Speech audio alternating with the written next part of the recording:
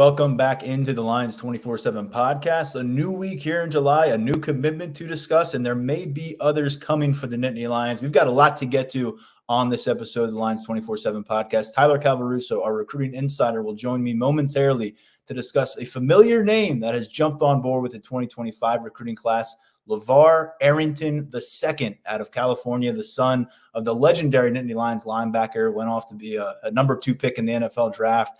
Obviously, a big-time personality among Penn State football to this day. His son joining the mix in that 2025 cycle. We're going to get some evaluation from Tyler Calvaruso. Versatile defensive prospect. Where is his fit perhaps here in Penn State? Looks like there could be multiple paths toward playing time for Arrington II. And then we'll break down a few upcoming commitment announcements that are on the schedule between now and Sunday. How might they impact Penn State's class, and where are we looking for those decisions to be made? Additionally, later here in the episode, you'll hear from Daniel Gallen, our colleague at Lions 24/7. We are going to rank separately the top 10 roster newcomers that have joined the Nittany Lions here in 2024. You're talking about essentially 24 freshmen and then 6 transfers. And so there's a lot to sort through. We're clipping that list to 1/3 and presenting our top 10 guys in order based on strictly 2024 impact as we project it. But we'll begin with Tyler Calvaruso and the recent recruiting news that popped on the holiday, 4th of July. The fireworks came early for Penn State. LaVar Arrington II, as noted, became the 21st member of this 2025 recruiting class. And Tyler, just a month ago, this was at under a dozen total commitments. It has changed in a hurry, but let's focus on the newest member. And as I said, a very familiar name for Nittany Lions fans. This is one of those ones where it feels right for a lot of different reasons, and now it's done. And now you could take that step back and think about the impact of the get and just everything. That it was like the perfect storm here for Penn State. You know, not only is LaVar Arrington II a legacy prospect, he's a really, really talented one. He's a talented linebacker. He does a lot of good things, shows a lot of good things on film. And when it comes to Penn State getting this one done, that official visit went really, really well. Penn State got him on campus during that final visit weekend, June 21st through the 23rd. And even though Penn State had so much working in its favor up until that point, it wasn't always a done deal because UCLA was an appealing West Coast option for Arrington. There was some appeal, stay a little bit closer to home, stay closer to the family, but he got to State College, experienced a lot of the same things his father used to experience back in the day in terms of being showed love and just what it's like to be part of the program. And that went a really, really long way in Penn State sealing the deal here. So it's a fun one to cover, man. It's getting into a lot of traction on social media. It's a national story, one of the main national stories that Penn State produces throughout the recruiting cycle. And Arrington being on board, I think Penn State has itself a really, really talented, high upside prospect here. He is the number 61 overall athlete in 24/7 sports rankings. So positionless prospect in our rankings as of now. 87 rating, which is a 3-star caliber prospect. And then he's number 580 overall in the industry composite rankings. So when you start to go through the details of Arrington, now he has a headliner name, but he's not necessarily a headliner prospect based on what I just went through and where he's going to be at situated when you rank all these guys 1 through 21 currently. What stands out about him to you, though, and how does he fit in this Nittany Lions defensive scheme? I would say, first of all, exposure and visibility, to me at least, I think is a big reason why the prospect profile is what it is. He doesn't do 7-on-7. He doesn't do track. He did at one point, but not anymore. He doesn't camp around. So that just kind of limited the visibility that he got throughout his recruitment. And everyone knows how pivotal a part that plays in the evaluation process. Having those verified track times, having those verified measurements and testing numbers from camps, seeing guys in person in camps and in a 7-on-7 setting. Arrington just didn't do a lot of that. So really, from an evaluation standpoint, all you have to go off of is the film. And he flashes a lot on film. There's no doubt about it. He's one of those kind of hybrid outside linebacker guys. He could grow into an edge rusher's frame at the next level. I think that's definitely a possibility here. It's going to depend where Mother Nature takes him. But he's an athletic kid. There are multiple instances where he makes plays, comes from across formation, backside pursuit, flagging guys down, quick first step, physical kid too. Definitely a sound tackler at his age. So there's a lot to like here from a prospect profile standpoint, even though the testing numbers and all that other stuff that we like to discuss it's not out there and it's not as prevalent. I will say, though, we mentioned that he used to run track. His previous time in the 100-meter was, I believe, in the 11:1 range. And guys tend to get better on the track as their high school careers progress. So, you have to think, maybe if he continued with track, we would have seen some really, really impressive numbers in the 100. And I think that just speaks to the overall athletic upside here. I think there's a lot of potential for Arrington to still tap into. I think there's still a lot left for him when it comes to reaching his ceiling. And Penn State's going to be the one to get the chance to tap into that and coach it up now. We've got him listed at 6'3", 215 pounds. He's coming off a junior season in which he played some running back, played some outside linebacker. He had 65 tackles, 12 sacks on the defensive side of things. So when we slot him into things, are we more inclined to slot him as a linebacker alongside a guy like Alex Taish here, an in-state player? Or are we more categorizing him with a Deshaun Burnett, who out of Pittsburgh area, we saw him play linebacker and look good there in some 7-on-7 settings. That's what he's going to do for his high school squad. But you look at the body type and you kind of project it forward and you think a couple years down the line when he's settled in on campus, it may happen for him as an edge rusher. Are we in an in-between status here, or do you feel like there is some clarity? Penn State went after him as a linebacker, and if he happens to grow into an edge rusher's role later on, so be it. It's very similar to Burnett in the sense that whatever happens on the physical development front and whatever position he does wind up at, they really like the upside and the potential and the raw physical tools and the traits that are already in place. So they're going to work with that depending on where the physical development takes him. But Tom Allen definitely wanted to add another linebacker to this class. He does that in Arrington. But having guys like Arrington and Burnett who, not necessarily have those question marks, but have the potential to grow into something else, it definitely offers you a little bit of flexibility with what you can do with your recruiting class, because Penn State is not necessarily going quiet at linebacker right now. They're still involved with Ty Jackson, who's one of the better linebackers in the nation, and took an official visit to State College during June. So they're still kicking the tires out at the position, but Arrington, as of right now, like I said, he was recruited as a linebacker, so that's where I'd peg him. But if it changes down the road, Penn State has itself a piece. Now, if you're coming to LBU, they like to call themselves that here, and you're a freshman linebacker, there may be some anxiety. You may have some butterflies. You've got big expectations, big standards to reach. When you are LaVar Arrington II and you're playing linebacker at Penn State, for one, I'd imagine this is going to be some significant NIL opportunities in place for him being a Penn State football player than maybe would have existed on other campuses across the college football landscape because of who his father was. But, man, we're talking about a player, and even if he doesn't carry that 5-star, high 4-star status as a prospect right now, because of what his name is, because of where we think he's going to play on the field when he comes to campus, I can't think of a lot of freshmen who've shown up here and are going to have the Penn State community kind of following their footsteps very closely like this, unless they were some kind of a 5-star, top 100 guy. Oh, man, it's very high profile. We always talk about rankings and status throughout recruiting, that generating the most buzz. But, tell me if I'm wrong. I feel like this is the biggest commit in the sense that it's gotten the most national coverage. So I think that kind of speaks to something when it comes to how big of a get this is, just based on who LaVar Arrington is. It's the biggest legacy commitment I can think of at the moment. And again, I only go back 7, maybe 8 recruiting cycles covering the team here. But, you can go in a lot of different directions on Penn State's football's Mount Rushmore. There's a lot of history there. But I think the consensus would have LaVar Arrington's face on that Mount Rushmore. Yeah, this commitment was plastered on the front page of ESPN.com, which you just don't see every single day for a high school commitment. So that kind of stuff speaks for itself. But, yeah, man, he's going to be coming to campus with a ton of notoriety. And the one thing I will say is he had, those opportunities to go to UCLA, Tennessee. He chose this, and for everything that I've gathered and getting to know LaVar Arrington a little bit throughout his recruitment, he's got a good head on his shoulders. If there's a guy who can handle this, I think it's him. Yeah, it'll be fun to follow in the coming months and years. And when you're LaVar Arrington II and you're putting on a Nittany Lions uniform, people will be paying attention to you every single time. Tyler, let's switch gears a little bit and look at big picture here. Again, 21 members now in this class. It has grown so fast. June 10th, I think it was, when they started off that commitment spree. Here we are recording on July 9th.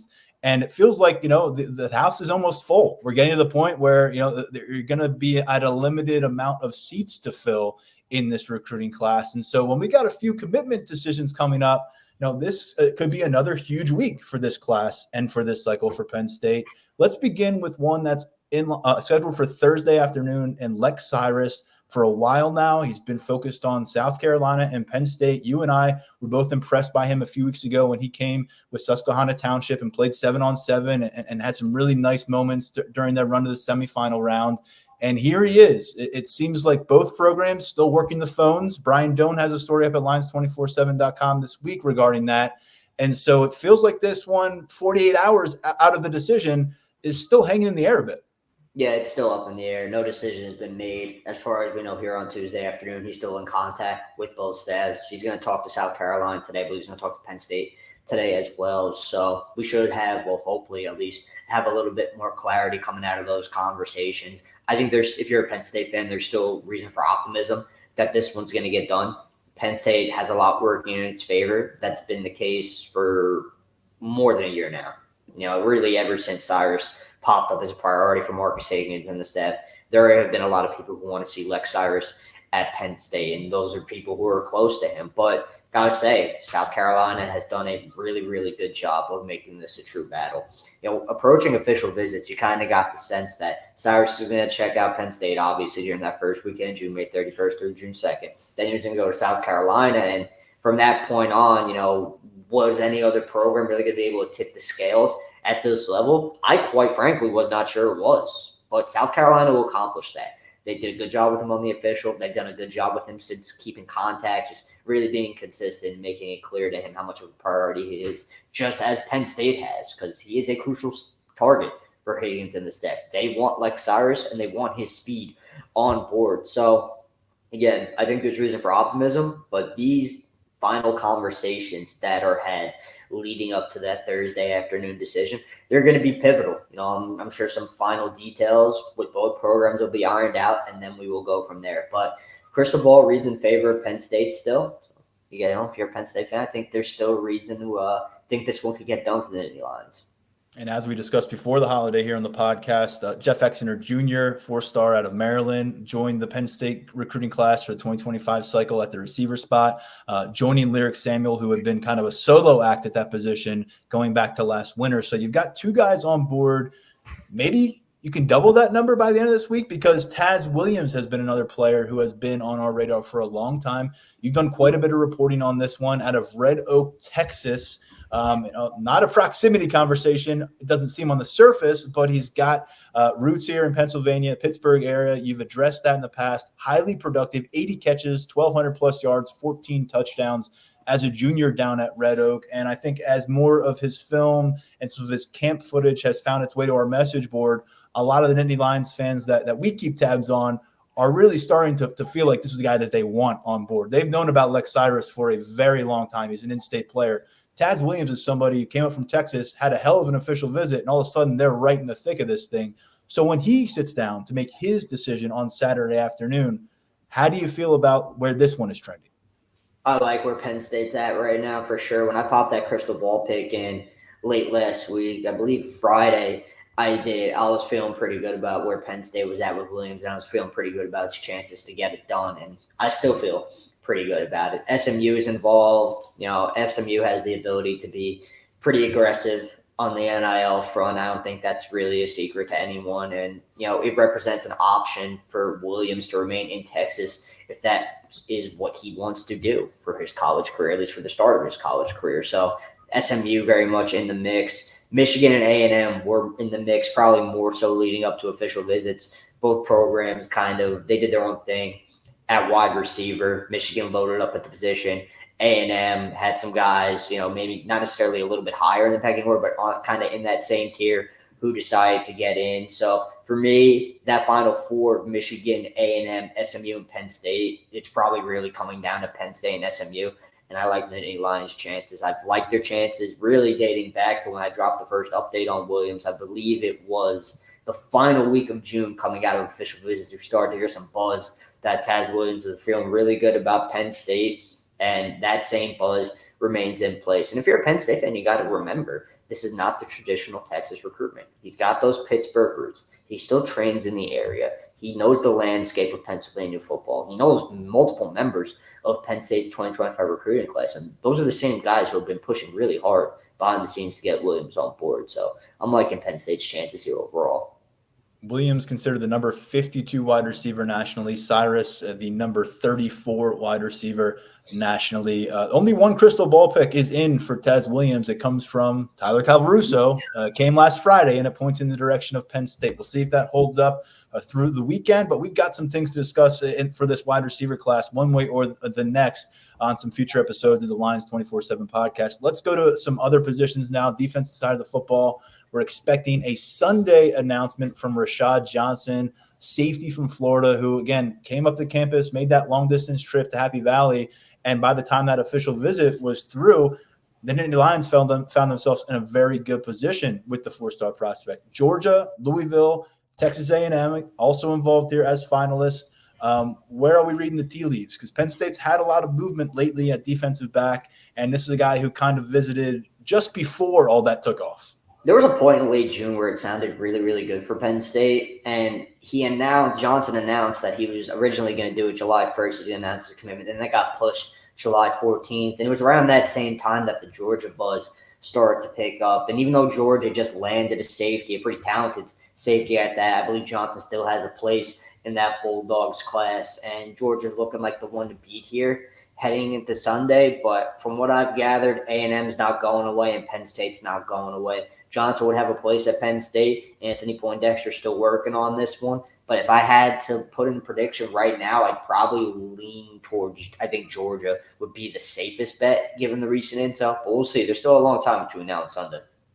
Rashad Johnson out of South Sumter High School, the number 25 safety nationally. And then let's get to another name. There's no established commitment date that we're working with on the horizon here for Randy Adarica. But the defensive lineman from Miami Central, which is where you'll find Beckham Kritza, Penn State's quarterback commitment in this 2025 class, he has been on the cusp, it seems, of coming to a decision for a while now. You talked about it last week before the 4th of July holiday, that he's a guy that we thought may have already made up his mind. Now we're really thinking that this is something that in the near term we've got to be aware of. A guy who is if you look at the rankings, 119 in the defensive line class for 24/7 Sports, but the composite, he's up to number 45 in the defensive line class. So we'll see what happens when our rankings council takes another look at him, but he's been pretty high on the radar for Penn State for a while now. And we are a little distance now from his official visit, making the trip up from South Florida. If we are indeed nearing the finish line with Andy Adarica, where is Penn State? Are they in the driver's seat? Are they battling for the driver's seat? Are they in the back seat? If you asked me this question last week, I might have had a different answer for you. It's really been back and forth between Penn State and Miami. But as things stand here on Tuesday afternoon, I'm liking Penn State's chances of getting this one done when that time does come. Again, we thought that maybe leading up to the 4th of July, that final weekend of June, Adarica might be ready to get things done and make a college commitment to either Penn State, Miami, or USC. It winds up going to July. Here we are now. Could it come in the coming days? Maybe by the end of this week. It's definitely a possibility. It's one we're keeping a very, very close eye on because that recruitment is in its final stages, as it has been for a couple of weeks now. And Adarica and his camp, they're in decision mode. So definitely could be something that happens soon. But the way things are going right now and the recent conversations we have had regarding Randy Adarica, it feels good for Penn State. Well, a rosy outlook from you for 3 out of 4. That ain't bad for our listeners out there. And so 2 of them at wide receiver where you need help and where we know there's work to do in this class to take care of a lot of that work in the next few days if they can get it done with Cyrus and Williams. And then, as you said, with Adarica, a guy who's wanted by the local squad or down there, at least they've been recruiting him for a while. There's other players in that mix, and yet Penn State continues to be a major contender in his recruitment process. So if that were to come to fruition, let's say they add 3 guys here, that would push them to 24 members of this class. And I don't know when all these commitments happen, primarily with Adarica, but let's say we're on next week and things went really well for them, and they're up to 24 commits. What kind of wiggle room does that leave the Nittany Lions with for the second half of July? And we know they like to do most of their recruiting work, if not all of it, before they got to get into preseason mode. what does this class still have to accomplish, and where are the kind of priority focuses? If you get to 24, it puts you a little bit closer to last year's total number in the 2024 class. And really at that front, you could just kind of start examining the flip front and the possibilities on that. That's been going on behind the scenes as it is right now. But Penn State's been involved with guys, and they're going to stay involved with guys, many of them regional targets, familiar names for Penn State fans. And, they're going to try and make some magic happen on that front. That's for sure. Penn State is always, they're going to make sure they have the spots for those guys. And you definitely have a little bit more flexibility with the number you could take in high school recruiting these days, given, the rule changes from the NCAA and things of that nature. But right now, assuming it does get to either, 23, 24, it's going to be another bigger class for Penn State. A lot of these positional needs, they're going to be addressed. And at that point, you look at potential flips. And even a guy like Ty Jackson, who I mentioned earlier, who's still an uncommitted target, high on the board. So even if these guys get in, there's still stuff out there for Penn State to accomplish in this class. And then, of course, this month specifically, you've got Lash Bash at the end of it. So even though we're sitting here talking 2025, and there's a lot to discuss with this current group, Penn State staff, they're all over the place. They've got their eye on multiple recruiting classes. And later this month, you're going to have the commits definitely back in town for that second portion of Lash Bash, but you're going to have the underclassmen out in droves later this month. So that's going to be a huge focus for the staff as well. And there's already been some updates over at Lions247.com about some of the notable names that have confirmed their attendance at Lash Bash later in July. That'll be a topic of conversation as we get deeper into the month. For now, Tyler, appreciate the perspective on commitment number 21 in LaVar Arrington II, and then some insight on what we may have brewing with these targets that we've talked about for quite a while. One way or another, they're coming off the board, whether they land in Penn State's class or somewhere else. It's going to be a bit of a refresher coming out of this week, a reset of sorts in what remains for this class. Appreciate the coverage. If it's not already very apparent, head over to Lions247.com to follow on a daily basis this week, because there is a lot of moving pieces, decisions to be made. And as they are made, if they land in the favor of Penn State, you can be sure at Lions247.com we will have full coverage, evaluation, highlight film, how it impacts the 2025 class, and a lot more. Appreciate all you do, my friend.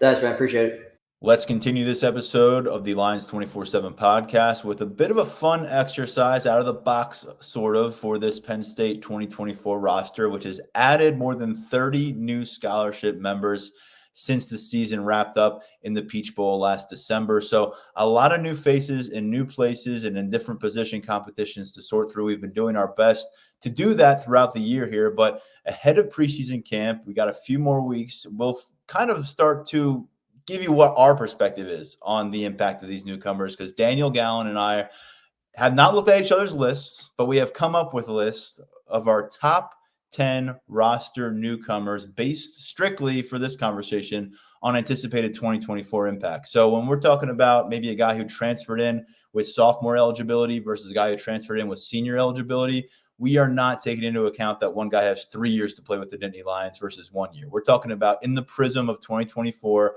what can these guys get done potentially for Penn State on the field? And we narrowed our focus to 10. So that eliminates about 2/3 of the guys who have joined this roster. And we're including all the freshmen and all the transfer players. And Daniel, as a great host of this show, I'm going to defer to you, and you're going to lead us off here each step of the way, going from 10 to 1. Our list could look very different. They may look very similar. We just don't know yet. And so there'll be some fun conversation along the way. But Daniel, why don't you kick this thing off? Number 10 for you, newcomers on the roster, most important impact pieces for 2024. Yeah, I'm absolutely terrified that I left someone off that was going to be very obvious, but I think I got it together. we'll see. But at number 10, I started with Chase Meyer, the kicker transfer from Tulsa. He steps into a competition with a couple guys who have been around the program, Ryan Barker and Sanders Sahadak. Based on what Justin Lustig, special teams coordinator, told us back in April, I believe, Meyer was maybe running a little bit behind Barker and Sahadak, but as we saw last year, it doesn't take much for a kicking competition to get flipped. And then, once you get into the season, someone can really, hold on to that job. But, we'll see what kind of the data says to determine this winner. But I think that Meyer is someone who could potentially have an impact. He has experience at the FBS level from Tulsa, and he's coming into a pretty wide open competition. So that's where I started at number 10.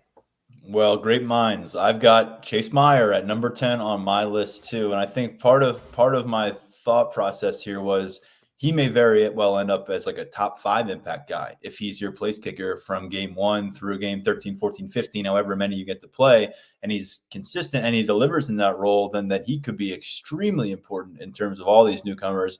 Then I also thought, well, he could be the 3rd string place kicker when this team goes to West Virginia, and he could be one of the least impactful players that we're even talking about during the course of the 2025 season. So I figured I'd split the difference, make sure he got on the list, got a mention by putting him at number 10. I'm guessing you may have been kind of similar in why you've got him in that spot. And this is a guy that as a starter last year at Tulsa, you look at the surface numbers and you say, okay, this works. 17 of 20 on field goal attempts, but little bit deeper digging, only 3 of those conversions came from 40 yards or beyond. So relatively untested when it comes to distance at the college level. And you tack on the fact that he's going to be competing in different environments than what Tulsa encountered. And that's going to happen from game 1 this season if he is the guy. So really impactful one way or the other, because if he does win this job, his performances could dictate a lot. And this team's going to face some close matchups.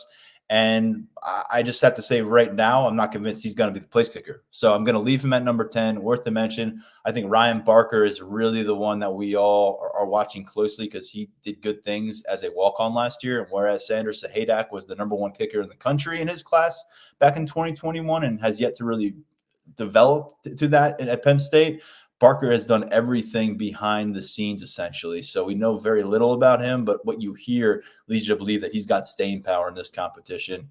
Let's go to number 9 right now. From special teams to where? We're going to the offensive line. I have Nolan Rucci, the Wisconsin transfer, at number 9. This is another one where it's kind of I think there's a high variance here in terms of like with Chase Meyer about how much impact there could be given what is at the position as well. We saw Nolan Rucci working at right tackle for a lot of the spring. Anthony Donka, the redshirt freshman, seems to be in really, really good position there. We've also heard that Nolan Rucci has gotten time at left tackle, where you have Drew Shelton, who has starting experience, and Javen Williams, a former 5-star prospect, working there. And so we've heard good things about Rucci in terms of how he's taken to the strength program here. The one thing that we heard is that at Wisconsin, he had trouble, putting on and keeping on that weight. Doesn't really seem to have been a issue here. He's up to 317 on his 6'8" frame so far.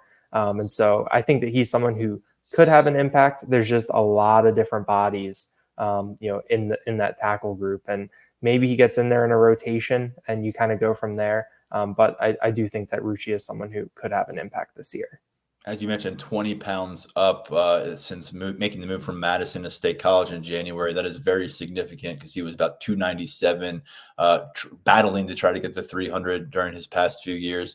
And so I've got him on my list, but we're not there yet, Daniel. So I'm going to, for now, put him to the side. I will have some things to say about Rucci when we get to him.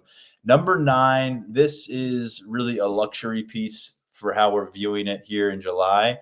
Maybe there's more necessity to use him as the season goes on, and maybe you just want to have an opportunity to unleash him at the right moment, whether that's deep into August or November or even later than that. Luke Reynolds. I mean, we are talking about the number 1 prospect at his position in the entire country at the tight end spot, a guy who played quarterback at the high school level, made the move to tight end, and took everybody's attention on his way all the way up to being a 5-star recruit in the most recent class. And you want to talk about adding that weight? He's done that. That was a big question.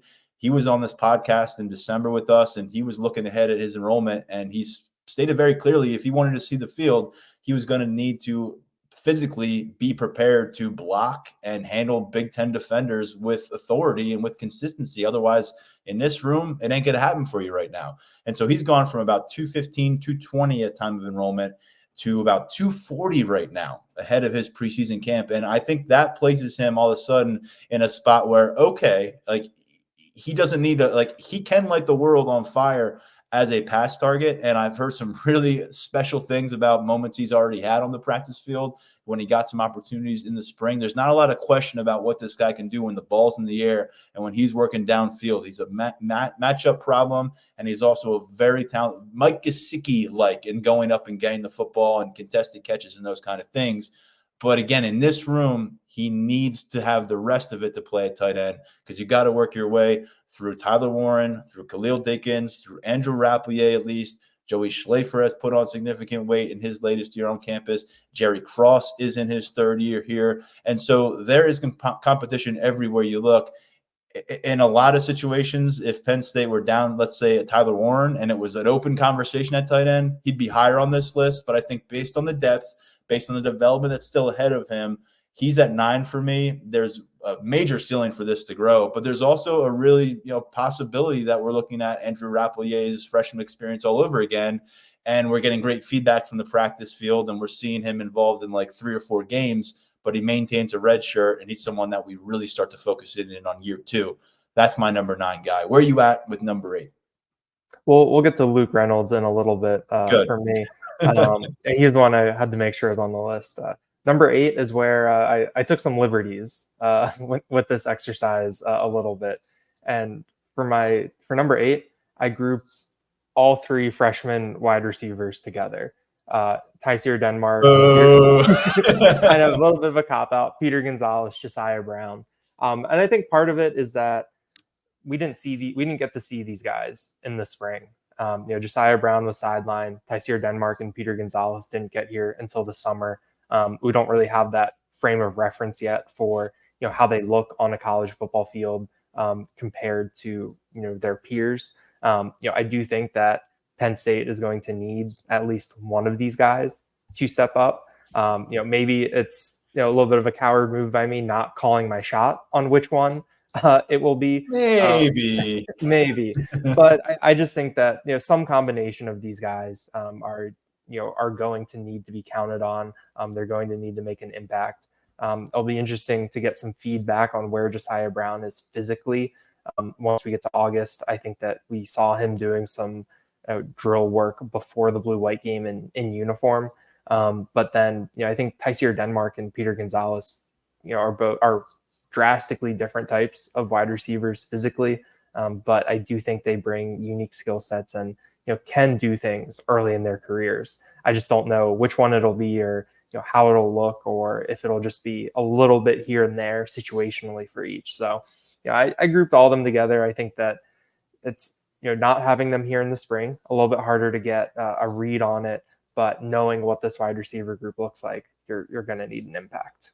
I have a receiver written down at number 8, not 3 of them, but I have a receiver. And to be honest, the only one I don't have written down on this list is Josiah Brown, considering where he's coming off of the injury as a senior, unable to really take advantage from a practice standpoint of being on campus for that spring semester. So I've got him kind of set aside for the moment, like a lot of those guys that we know kind of working their way back from things, whether it was spring or winter procedures. So with Josiah Brown out of the mix, I'm going to Peter Gonzalez at number 8. And I think I've addressed it time and time again since he got to campus in May.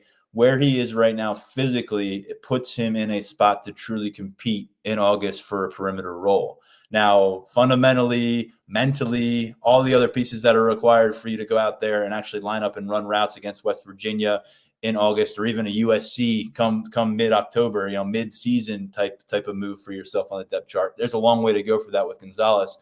But I'm just thinking about the body types they lost, Daniel.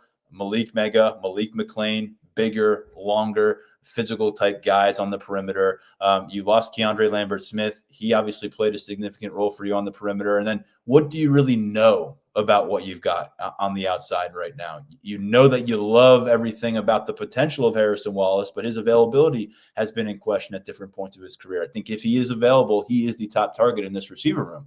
Julian Fleming. If availability has been an issue for anyone in this room during the last several years, it's been him. He's acknowledged that, he's battled to try to put together a full, healthy year. Right now, he's been able to do that with Penn State. There's optimism from that, but we're only halfway through this year and games haven't been played yet. We're not through preseason camp. And then you've got a guy like Omari Evans or an Anthony Ivy or Tyler Johnson. And Omari Evans has done it in some game action. The other two have not, but it's year 3 now, and it's their moment. But to me, are any of these names and any of these kind of storylines convincing you that Peter Gonzalez is going to be shut out of an opportunity this August? I'm not convinced. So I think Peter Gonzalez warrants a spot on this list. If it doesn't come together for him, by the end of preseason camp, it could be difficult because we're in a spot where all of a sudden the snaps are getting allocated to the front of the depth chart kind of guys, and it's tougher to actually build momentum for yourself, come September. So I think the key for Peter Gonzalez can he punch a ticket on the travel roster for that West Virginia game? That would be a good indication of where he's at coming out of preseason camp, and can he go from there? So I'm going to put that there on the perimeter, my first freshman receiver of 2 that I'm going to mention here. And now we're working our way toward number 7 with your latest pick. Although by my count, I think you've already mentioned like 5 guys. Well, I think this means that I'm going to have someone on my list that's not on yours. I think so. At least one. So that'll make it helps the discussion move along. That's really what I was doing. Thank you. But at number 7, I went into the secondary, which is crowded with some experience and has some older newcomers in it. But I went with Vabu Toure at number 7. The freshman out in New Jersey, very well regarded on the recruiting trail, and someone we've heard some good feedback on. Alan Zamitis called him the hacksaw for his physical playing style. And I know that he's coming into a group where you have a lot in front of him, Jalen Reed, KJ Winston, Zachy Wheatley. But I think Vabu Toure has kind of a different playing style, a different kind of physique than what is already in that room. I guess maybe you could say he's a little similar to Jalen Reed in that respect. But we saw Vabu Toure on the white team during the blue-white game with who we assume will be starters next year. And I thought he acquitted himself well, had some good moments. And, with Tom Allen coming in and having, more talent than he's ever had to work with, I really think Penn State will do some nice things situationally, mixing and matching. And I think Toure is someone who can, come in, make that impact on special teams, and then earn that trust to be able to go out there and play in the secondary and bring maybe a little bit of a different element there that Penn State doesn't necessarily have right now. This is the first differentiating factor for us. I don't have Toure on my list. I didn't have Josiah Brown on my list either, but I don't have Toure, but he was literally the next man up. Like when I was trying to figure out who would be 11, and I thought I got to keep Chase Meyer on this in case he wins the starting job as place kicker. Toure was next because I think among those freshman defensive backs, I think a couple of them didn't get to count until summer, but I would probably consider him leading the pack, maybe to get involved for some playing time on defense this year. And then I think about the special teams contributions you're going to get out of your freshman class. A lot of those are probably going to come from the defensive backfield. So a couple different avenues for him to get involved there. Probably the bigger role at safety is going to have to wait till down the road. But I like that pick, and I wanted to explain why a little bit because I was of similar mindset. But getting to my next pick, and it's number 7 on my list, we're going to go right to the next receiver, Tyseer Denmark. And this is a guy that now that he's on campus, locked in with the Nittany Lions, focusing on life as a college football player, you just want to see, how do the pieces come together and how fast can it happen? Is 4 weeks of preseason camp going to be enough to make sure Tyseer Denmark can play confidently and play quickly against the opponents that Penn State's going to face right off the jump this year? And so with Denmark, I mean, he wowed us all, and when we got a chance to see him in 7-on-7 setting here, you didn't get to see necessarily the big fireworks show as a senior from a statistical standpoint, but he was a part of a state championship team with multiple Penn State, future Penn State players on it. And ultimately, you look at the body of work he put together at Roman Catholic prior to that. It's just a lot to like from a productivity standpoint when we've been given opportunities to get eyes on this kid. but there's also just a lot to like about what he's bringing to campus with him, from the footwork standpoint, from the determination standpoint. This is a guy who's very, very hungry, and I think now that he's able to had that tunnel vision, Daniel, of being here and being a Nittany Lion, I think there's a lot of optimism about what this kind of incubated environment will mean for him. And does it happen and materialize before September, or does it take a little while? That's just a question that we can't answer right now. Neither can the Penn State staff. But he is a guy that wouldn't surprise me if we're working through August and we start to get some really strong indicators that he's going to be a dude from game one. But at the same time, I think that's also a lot to ask of someone who enrolled in the summer. So I'm also willing to kind of hedge my bets here and say that by the time Penn State rolls into that November matchup against Ohio State, that I think Tyseer Denmark is a guy that we're at least discussing as a rotational cog, someone who could go out there, have a moment for himself, not take over a game, but have make an impact kind of a play. Maybe like a guy last year that we were looking at in that kind of a role in Caden Saunders. You didn't know game by game, and the snap usage was kind of high and low. It's his second year on campus. But I could see us working our way through this season and saying, okay, is this the game where Tyseer Denmark's going to get 12 to 15 snaps and get to show something there? I don't know when it happens, but I think Denmark has all the tools, and I think if he's healthy, he's going to be in a situation to make an impact. We've talked about what's going on in the slot in the past. Liam Clifford's going to play there. He's going to play outside as well. I should have mentioned him when discussing Peter Gonzalez, because Liam Clifford will play a bunch in the perimeter as well. Then you got Caden Saunders. And so two guys that have been around the program for a while now, in Clifford and Saunders, but neither of them have taken the world by storm. And Tyseer Denmark will get his shot this August. And can he run with it? That's the big question here. But I think the thing that I don't believe will be lacking is opportunity. And it's a big part of the conversation here. So I'm going to go back-to-back wide receivers with Peter Gonzalez as my number 8 and then Tyseer Denmark as my number 7. I was in the right neighborhood, at least. Yes. when it came to how I did it. I think my one thing with the wide receivers is that I know the opportunities are going to be there, and I think there are the chances. I think I'm very much in the overall, like, I'll believe it when I see it type thing, is that, it's very hard for me to sit where we are right now in July and be like, okay, these guys are going to make impacts. I am a little bit higher on it, given Andy Kotelnicki's offense, and I think the trust that I have in there. But I think that I'm very much kind of wait and see a little bit with this passing attack and everything. You and everybody listening, I think, in terms of this passing attack, and I'll just mention, with this group, and we just don't know much about who's going to be out there and who's going to be playing where. I mean, we'll give it some time.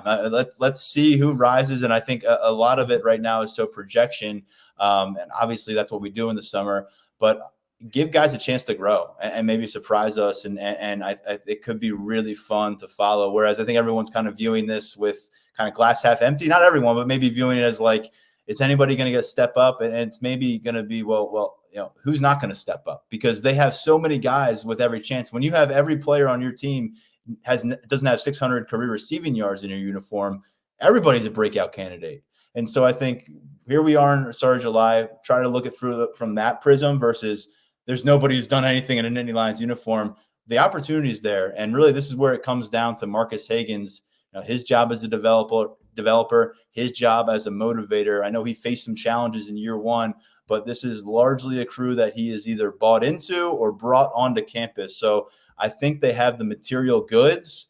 What does the finished product look like? That's ultimately probably going to be determining if Penn State is participating in the college football playoff. Definitely, but I'm sure people have already heard us talk about the wide receivers enough this year. I'm gonna go on to number 6 now. I went back to the defensive backfield for cornerback Jalen Kimber. I think that he's someone who comes in with a lot of experience.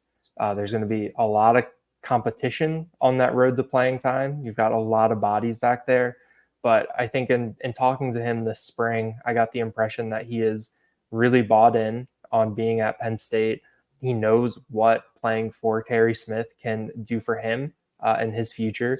And I think that he also knows what he can do for Penn State. He's someone that is coming in with a lot to prove. And I think that he'll get those opportunities. I think that, he played at Florida, played at Georgia, has been around for a long time, has kind of that veteran mindset. And I think that's something that can help him get onto the field. And when he's there, make a couple things happen. I got Kimber on my list too. We're not quite there yet. I just want to circle back. One more note on the freshman receivers. This will be my 8th year covering Penn State football. It is my 8th year. It'll be my 8th season. And I can count on one hand how many true freshmen have shown up and made an impact in year one. And we're talking about 2 maybe doing it here. You listed 3 even potentially being in that mix. But go back to 2018, Jahan Dotson was a part of was in the mix as a receiver. 2020, during a COVID shortened season, you had Keandre Lambert-Smith and Parker Washington end up as starters as that campaign went on. And then Omari Evans in 2022 burned red shirt, but really wasn't a consistent factor at the receiver spot. Like, that's it in terms of guys who have shown up to campus their first year at this position and gone out and done enough to burn their red shirt. And so if they can get 2 to do it, that's a pretty stellar situation, although it also may be commentary on where the room was before these guys got to campus. And so my number 6, as after a little bit of a tangent back to the receiver discussion, going to running back, and I'm going with Quentin Martin. Not going to be a lot of opportunities to shine at running back beyond Kaytron Allen and Nick Singleton, guys that have been very good at staying healthy and available through their first 2 years on campus. We know the nature of the running back position. That could change any moment. You hope it doesn't. I'm not physically knocking on wood here, but the reality is you got to be ready to roll with whoever running back 3 is. And last year you didn't need to, but Trey Potts gave you some stability there, I think, gave you a headiness, but I don't think he gave you a guy, major momentum-changing kind of a presence. And Quentin Martin could be that kind of a figure. Not going to take a lot of touches to get his mileage up, I think, over the course of his college career because of what he can do as a receiver, what he can do as a runner, and how he's physically developed since he got to campus, and really showing that he's not just an athlete that can go to different positions. He is a true running back who can buy into this spot. They can buy into him, and they can build a beast as things progress. I think if he had not been sidelined for a portion of spring ball, we'd be even more, 2 feet on the bandwagon with him contributing as a freshman. But not only does he have to deal with Nick Singleton and Kaytron Allen at the top of that depth chart, but we've spoken very highly repeatedly of redshirt freshman Cam Wallace. And I'm not going to call Quentin Martin even the running back 3 right now. He's got to battle it out with Wallace, and that battle probably won't end in August. But I think because of his potential as a gadget player, and because of the ability for them to develop some really intriguing matchups with this guy, and Andy Kotelnicki's willingness to use his weapons, throughout his career and what he's got full scope of now at Penn State, I do think they will carve out something for Quentin Martin. I think it's important that they explore the opportunity to do that because I think he can make this offense better now. And I think he can do it in a variety of ways. So I'm not putting him in the top 5 because I think there's just a lot to work with already at the running back room. But I think putting him at number 6 shows where I'm at in terms of Quentin Martin will find some kind of a role here as a freshman if he's healthy. Yeah, I'll have Quentin Martin in a little bit. Okay. He's someone who I agree with a lot that you said right there. Going up to number 5 for me, someone that you already mentioned, tight end Luke Reynolds. I do think that there is some competition on the road for him to contribute, but I think that when you look at this Penn State tight end depth chart this year compared to past years, for 2 years in a row, it was very clearly Brenton Strange, Theo Johnson, Tyler Warren. And then this past year, Tyler Warren and Theo Johnson, just kind of a difficult kind of landscape to break into. And I think that coming into this year, it's very clearly Tyler Warren and everybody else. There's no 1A, 1B. We've talked about how we think that Andrew Rapplier could potentially push Khalil Dinkins to be that number 2 tight end. And so I think that Luke Reynolds is very well positioned to be in the mix for that number 4 spot, to compete with Jerry Cross and Joey Schlaffer to move up, for their spots. And then once you're there, you're pretty close, to getting the chance to be on the field. And I think that there is an avenue for him to, get playing time. We've heard a lot about Andy Kotelnicki and, wanting to figure out what guys do well and utilize that. I think that Luke Reynolds, you mentioned his ability to make contested catches, that kind of skill set. I think that that's something that, Penn State could really look to, especially if they need, some sort of boost through the passing game. I'm just really high on Luke Reynolds. I think the physical development that we've heard about, I think that helped for me push him up this list a little bit. If he was still a 220 pounder, I think I might have him at 9 or 10 or 11. But I think to know that he's put on this weight and kind of kept that skill set, and we know he's a 5-star talent, that kind of pedigree, it's hard to keep those types of guys off of the field.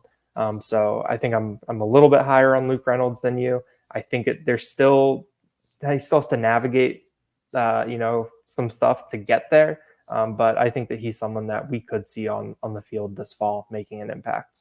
I don't know if you're higher than me on Luke Reynolds, but I think we may just see I'm surprised that you have Reynolds as a higher impact than all three of the wide receivers, considering what we know about those rooms. I did just go over the nature of that position and how Penn State hasn't had a lot of instant impact guys, but did you give any thought to any of those receivers? I'm not all three, but maybe keeping one of them ahead of Reynolds?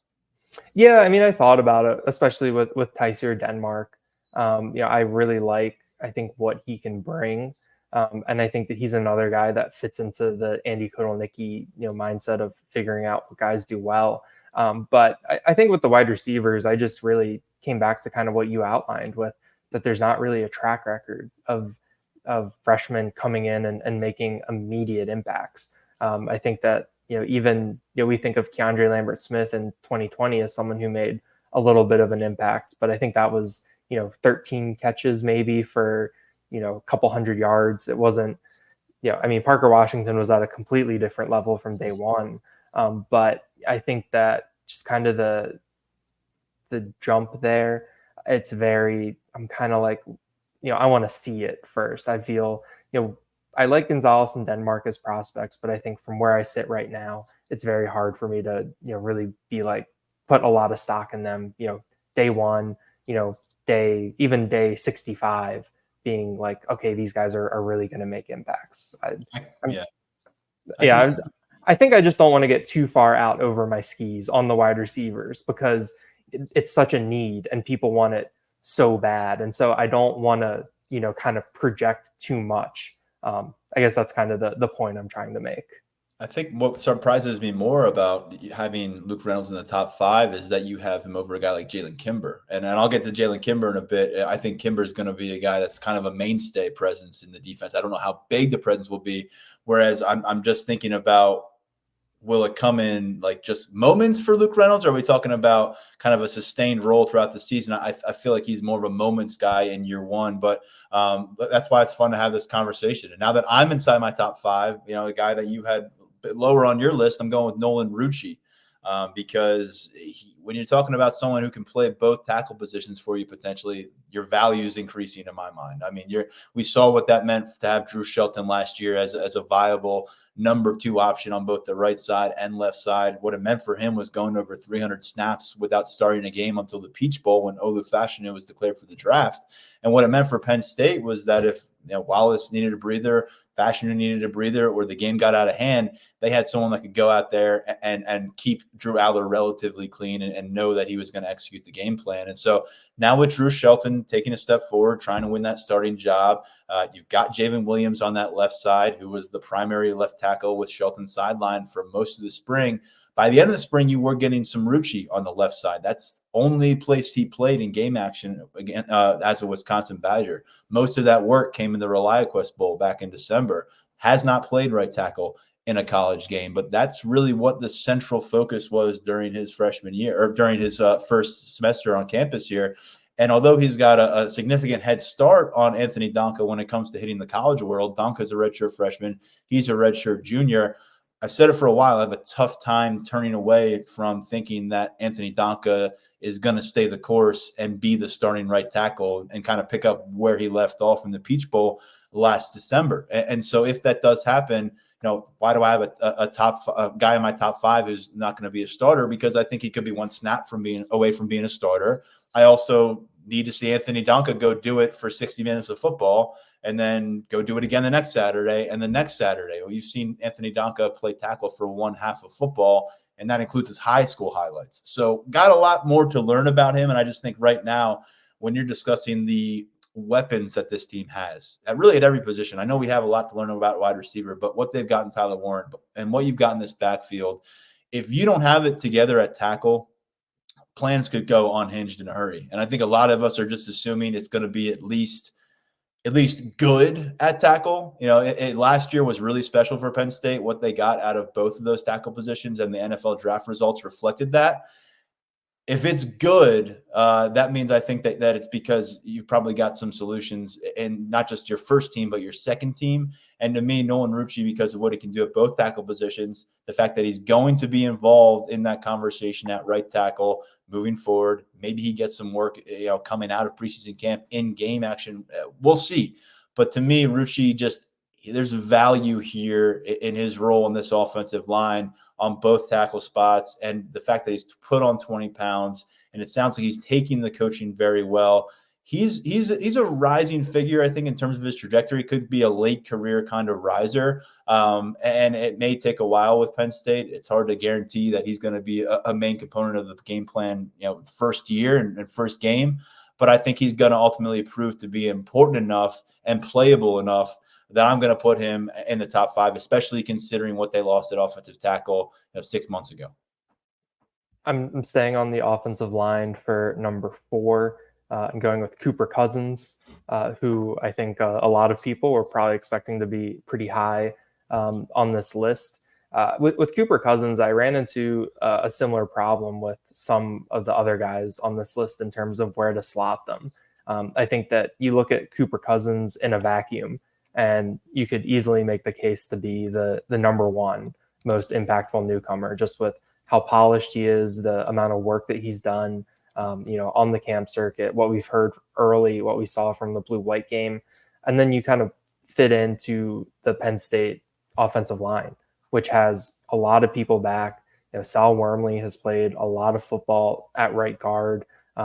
Nick Dawkins appears to be in a good spot at center. And as someone who's been around for a long time, I do think we're going to see Cooper Cousins, a decent amount this year. It wouldn't be a surprise for me if we end up seeing a rotation, at right guard with Sal Wormley, so that Cousins can get onto the field. I think that the amount of playing time, the amount of snaps, might not necessarily be there, to be maybe a top 3 type impact newcomer. I think that he's someone we'll see a lot. He'll do some things, but I don't necessarily know if that volume might be there. I've also got Cousins at number 4. So, number 1 among the newcomers on the offensive line, and you got to replace 3 starters. So I do think he's set up, hearing from Phil Troutwine that he thinks this might be the best freshman that he's brought into any program at the offensive line position. It's really a big statement to hear from the coach, especially when you haven't even gotten to preseason camp. So I think while we will see him be a factor at a couple different positions, that's probably the biggest thing to me. If he was just going to be the backup center, I don't know if he's as high on this list. But now we're talking about, is he pushing a 6-year senior in Sal Wormley for work at right guard?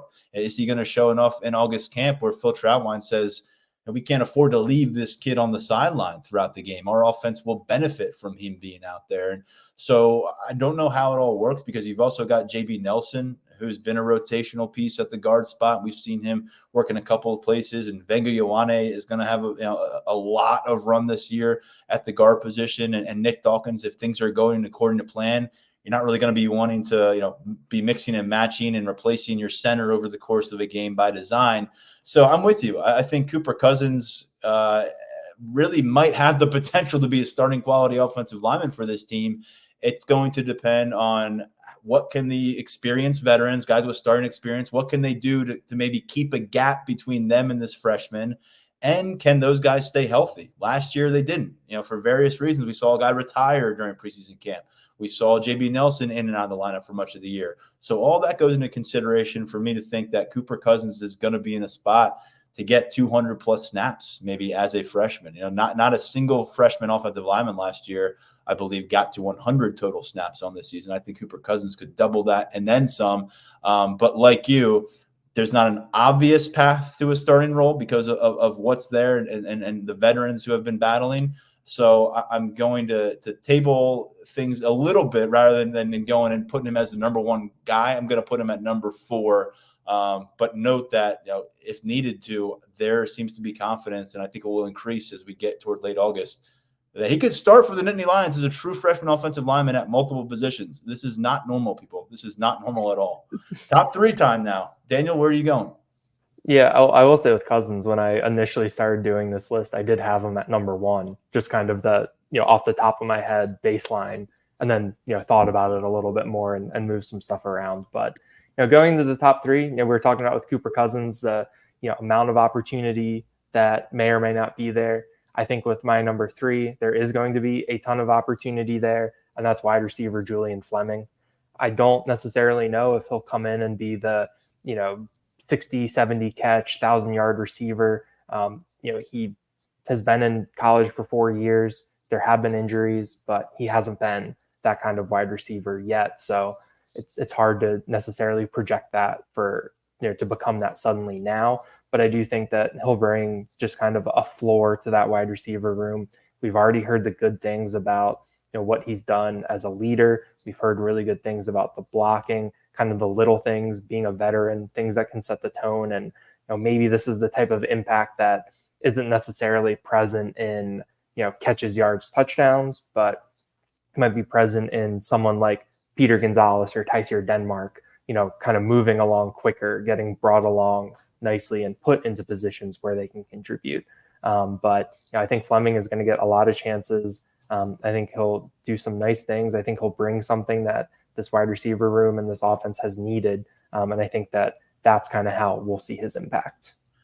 We're right on track here. I got Fleming at 3 as well. And for a lot of the same reasons as you. I mean, pretty much, you nailed all the bullet points there when it comes to the Fleming profile here as he tries to finish out his college career on a high note. It's a guy who still has ambitions to play a long time in the sport. And, when you come into college as the number 1 player at your position, you probably think you're going to be playing until you don't want to anymore. And now it's a very different perspective that he brought to Penn State. He started 20 games with the Buckeyes, but every single year battling injuries. And every single year he had first-round talent around him in that room, and some years multiple first-round picks competing for spots at wide receiver. And so for Fleming, the first thing I wrote about him when he committed last winter was look beyond the box score for Julian Fleming's impact as this move is being made. And I think that's kind of a hard pill to swallow because you need guys to show up in the box score at wide receiver in a significant way this year. But we talked about the kind of the praise he's gotten as a leader, as a motivator in this room, and it's a room that has a lot of guys who haven't accomplished much on a college field. So that's big to me. I think it's going to be really important in game. When there's in-game adversity, I don't know if this is a group that has handled those situations the best in recent seasons. And we saw a Peach Bowl where not a single wide receiver caught a pass until the fourth quarter. And so to me, I think he's somebody that can kind of shepherd this group in some key ways through 60 minutes of football, through 3 hours of a football game. And what does it look like on the field? Is he going to be a starter? When we were talking about the offensive depth chart pretty recently and breaking that down in the podcast, wasn't willing to go all that way. Harrison Wallace is the one guy I think outside that you can kind of set it and say he's a starter if he's healthy. Julian Fleming, competition will gain steam throughout August. But I think what you want is for Drew Aller to feel like he has a security blanket of sorts, not just when it's time to look toward Fleming and fire the pass, but also when things are moving a mile a minute and you can feel some of that control slipping away from you as a quarterback. I think a lot of people say, well, you look toward your center in those moments. If you can look toward a guy like Julian Fleming and he is got your back in that huddle and you're preparing for the next play and he can help you, I think there's just a presence here that you have to acknowledge. And because putting him at number 3 on this list may indicate to some people that we're calling our shot for like a 75 catch season. I'm not going there. I think it would be a phenomenal story if something like that comes to fruition. But if we see a replication of, say, Mitchell Tinsley level production or somewhere in that ballpark from a couple of years ago, a guy who's just reliable, moves the chains where he needs to be, outstanding blocker on the perimeter, those are a lot of things that you didn't have last year in terms of presences on the field at wide receiver. So again, look beyond the box score a little bit here. Number 3, I think it's a good spot. And so we are inside the top 2. I think we've got one commonality. I'm really sure of that. But we've also got one difference here, and I'm really wondering where it's at. So why don't you lead us off? Yeah, that difference is right here at number 2. I went with Quentin Martin, the freshman running back. I just think that he's someone who is going to get opportunities to make an impact. I know that you laid out that we still can't call him running RB3 right now. That competition with Cam Wallace, I think, is going to be ongoing probably throughout the entire season with who gets the lion's share of those reps. But I just feel like that Quentin Martin is the type of player that is going to make plays when he gets the ball in his hands. I think that he's going to push to get onto the field. Last year I kept calling my shot in the non-conference that we were going to see a big Cam Wallace run in the fourth quarter. I feel better about getting that from Quentin Martin this fall. I think that he's going to get those types of chances. And I think as the season goes on, his role really has the opportunity to grow. I know that we've talked about Nick Singleton, Katron Allen aren't going anywhere. Those are guys that are healthy, that have been healthy throughout their careers. But, I do think that, having, Quentin Martin and Cam Wallace behind them, as opposed to, Trey Potts this past year and, really no one 2 years ago, that, you can, maybe give these other guys a little bit more of a chance to keep more tread on the tires for Singleton and Allen. I think Martin can be a big beneficiary of that. I think he can be a really gadget player for Andy Kotelnicki and make some things happen. I'm really high on Quentin Martin, really based on the feedback that we got coming out of spring, what we saw, and how I think this offense can be. If Quentin Martin ends up being the number 2 guy, in terms of impact from this group, this is going to be a really special offensive backfield. And assuming that you have Nick Singleton and Katron Allen along for that journey as well. So big statement there, I think, Daniel, putting him at number 2. I'm going to go with the guy that you listed, I think at 9, Jalen Kimber. If I have that wrong, maybe 8 you had him. But Kimber to me is somebody who's 6. I'm sorry, I'm underselling, but still, I think I had Quentin Martin at 6. So we swapped those 2 guys. And to me, I think Kimber just is an easier pick. He's more of a layup pick for me because I just see him playing a bunch. I think that it's not necessarily a foregone conclusion because of the aforementioned cornerback competition that we've discussed a bunch, and they've got maybe 6 guys who could start there. But Jalen Kimber is going to play a bunch of ball. And I hearing that he has exceeded the Penn State staff expectation for him in terms of his willingness to embrace the physicality, embrace the tough nature of some practice sessions.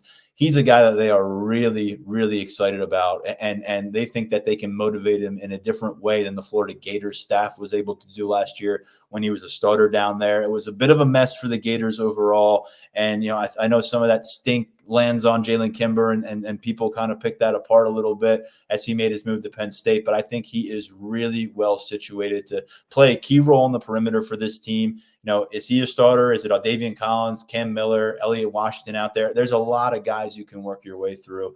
But regardless, I think Jalen Kimber is one of those central 4 cornerbacks that at the end of the day, when you look at the snap counts over the course of the season, you realize how integral he may have been to that defensive success, regardless of maybe what the production and box score looks like for him. And I think we've got a shared pick at number 1, which get the hype train going, folks.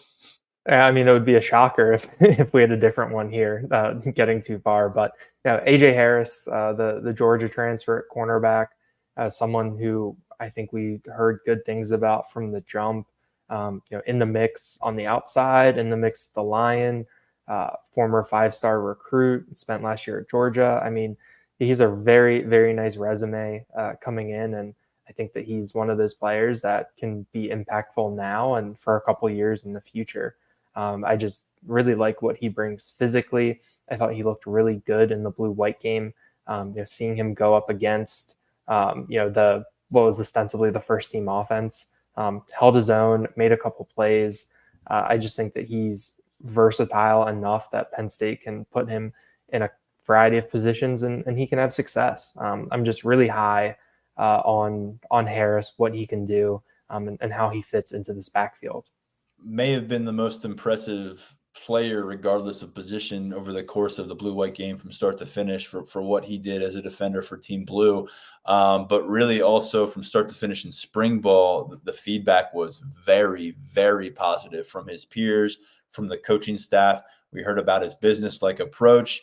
And also multiple people have told me, yeah, this guy is just 1 year removed from joining the Georgia Bulldogs as a 5-star. That doesn't fade away. That talent is in place. And I think the Penn State staff had a limited film to work with coming off of his freshman year at Georgia. He played about 80 defensive snaps, particularly wasn't a factor there at cornerback during the final stretch of the season. But they saw a lot of those traits that they fell in love with when he was a high schooler and he was a 5-star prospect in the state of Alabama. And they saw enough of that to sign off on saying this is the same kind of prospect we were talking about last year. And so they bring him on board, and he has looked the part, I think, in terms of his approach. You also don't get to a 5-star status just by being a great athlete. You've got to be a pretty laser-focused individual, and it sounds like that makeup has all come out and been very apparent since A.J. Harris got to town. So ultimately, he's a guy that I feel comfortable saying is not just going to play a ton, but he's going to have some momentum swinging moments. And that's really why I differentiate him from, I don't want to say Jalen Kimber can't do that, but I think A.J. Harris really does have that fireworks show potential.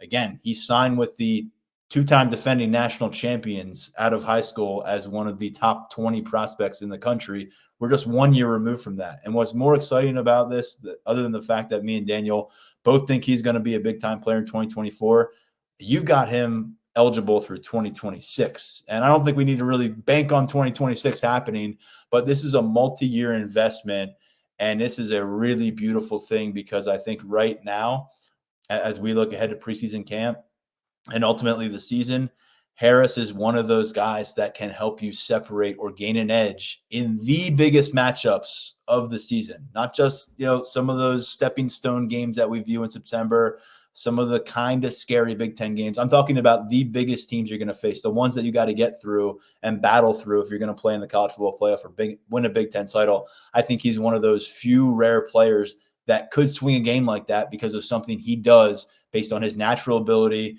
and based on the way that he has built himself up to reach this position in his career. Definitely. I think that Harris is kind of for some of the other guys I've talked about where in a vacuum, you can be like, oh, this can be an impact player, but then you look at the roster situation and, kind of the traffic that's there. That's kind of where I fell on Kimber. But I think Harris, you kind of expect him to have the talent to transcend that a little bit. We believe that he's on that type of level where he can, work through that competition to get to the point where he's on the field a ton. And, I think overall, in terms, looking at things from that view, it kind of speaks to the way that Penn State has built this roster over the past couple of years where, most of these guys, you still kind of had to squint a little bit. You could say that, oh, he's going to make an early impact right away, but you have to squint a little bit to find it because there aren't these just clear paths, to playing time outside of, a couple spots. And I think that that's a testament to what James Franklin has done, how the recruiting and development, and also how Penn State approaches things on the recruiting trail in the portal, what they're prioritizing and things along those lines. Penn State added more than 30 scholarship guys to this roster over the course of the offseason, a bunch of freshmen, several transfers scattered in, and folks can tell us how wrong we were when we revisit this in around Christmas time maybe and see what exactly we got right, what exactly we got wrong. But just a third of the entire group. So kind of giving you the scope of how much this roster has kind of changed since we last saw the team in game action. Daniel, fun conversation. We'll have more like this as we gear up for preseason camp, but good stuff working from 10 through 1. And we had a lot of similarities. We had some differences, but seems like we had just about the right bunch of names in the mix there. Definitely. This is a fun exercise, and appreciate talking to you today, Tyler. Good stuff from Daniel Gallen. For now, stepping aside, this has been the Lions 24/7 podcast. I am Tyler Donahue. We'll talk to you real soon.